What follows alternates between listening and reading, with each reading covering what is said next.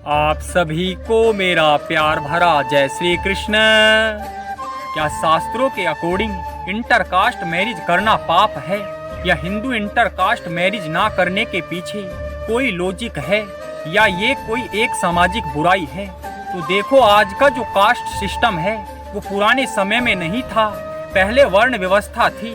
भगवान श्री कृष्ण ने भगवत गीता में कहा है कि गुण कर्म विभागशा, यानी व्यक्ति की पहचान जन्म से नहीं गुण और कर्म से है।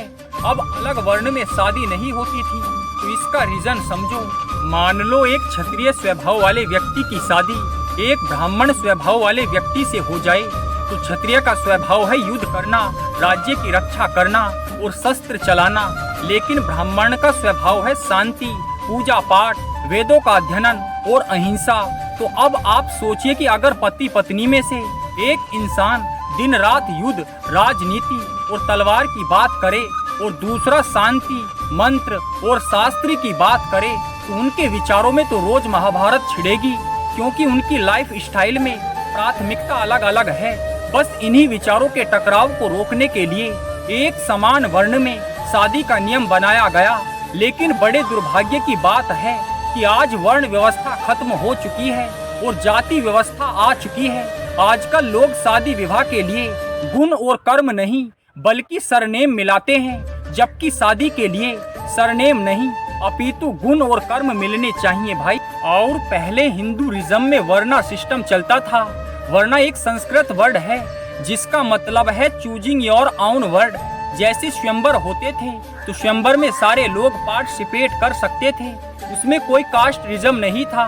पर ये कास्टिज्म आया क्यों, तो चलिए इसके बारे में भी बात करते हैं। तो अगर एक पंडित की बेटी को लोहार के बेटे से शादी करा दी जाए तो उनकी कंपैटिबिलिटी यानी अनुकूलता मैच नहीं होगी, क्योंकि पंडित की बेटी सुबह 4 बजे उठकर घंटी बजाएगी, पूजा पाठ करेगी और लोहार का बेटा सोया रहेगा, वो डिस्टर्ब हो जाएगा।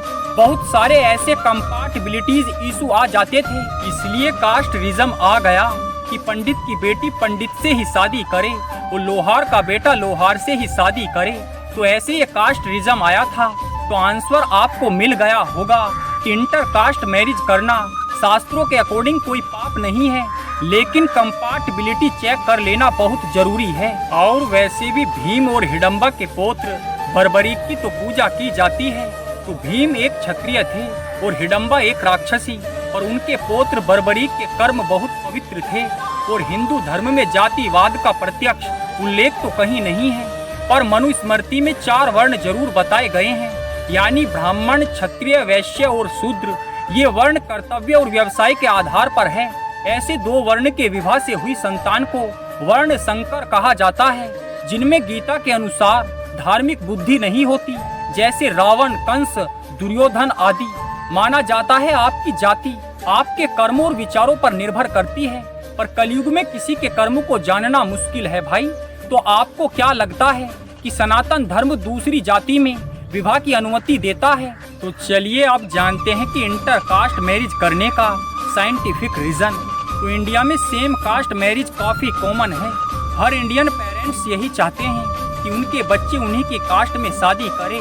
लेकिन एक रिसर्च में पाया गया है कि 8 जनरेशन पहले जो लोग एक दूसरे के सिबलिंग्स थे, 8 जनरेशन बाद अगर वो उन्हीं की वंशावलियों में शादी करते हैं तो 40-50 साल बाद जेनेटिक प्रॉब्लम्स हो सकती है, क्योंकि तब जेनेटिक वेरिटी कम हो जाती है और एक ही कास्ट में शादी करने से जेनेटिक डिसऑर्डर होने का रिस्क बढ़ जाता है, क्योंकि सब में एक जैसे जीन होने की वजह से जीन पूल लिमिटेड हो जाता है।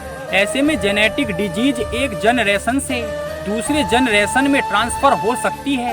इसलिए आजकल रिच फैमिलीज के लोग और सेलिब्रिटीज अपनी कम्युनिटी से अलग शादी कर रहे हैं ताकि नेक्स्ट जनरेशन हेल्दी रहे। वैसे इस बारे में आप क्या सोचते हैं, मुझे कमेंट करके जरूर बताइए। तो मैंने इस वीडियो के माध्यम से आपको बताया कि इंटरकास्ट मैरिज करना सही है या गलत। तो आप मुझे कमेंट सेक्शन में अवश्य बताइएगा कि इंटरकास्ट मैरिज करना सही है या गलत। धन्यवाद। हरि बोल।